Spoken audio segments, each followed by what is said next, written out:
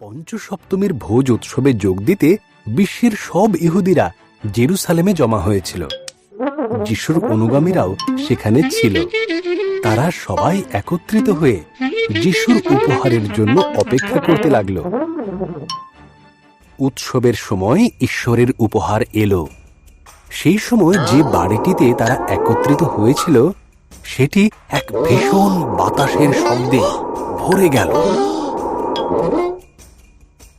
এরপর যিশুর অনুগামীদের প্রত্যেকের মাথার উপর যেন এক জ্বলন্ত আগুনের শিখা দেখা গেল।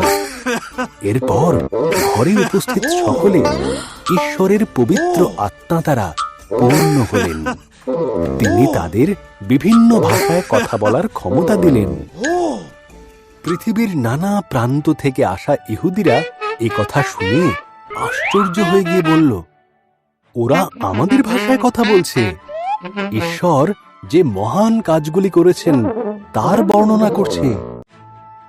পিতর তাদের বোঝালেন, এ সবই ঈশ্বরের উপহার। বহু আগেই এই প্রতিজ্ঞা করা হয়েছিল, যা মশীহ যিশুর মধ্য দিয়ে আমাদের কাছে এসেছে।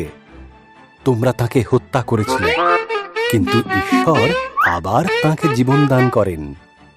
খুবই দুঃখের সঙ্গে ইহুদিরা জিজ্ঞাসা করল, আমরা কি করব? পাপের পথ থেকে সরে এসো।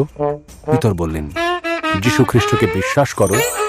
তিনি তোমাদের সব পাপ ক্ষমা করে তাঁর পবিত্র আত্মা দেবেন। সেই দিনই ৩,০০০ মানুষ বাপ্তিস্ম নিল। এই ৩,০০০ মানুষ সমস্ত মানুষের মধ্যে প্রথম যারা যিশুকে উদ্ধারকর্তা বলে মানবে।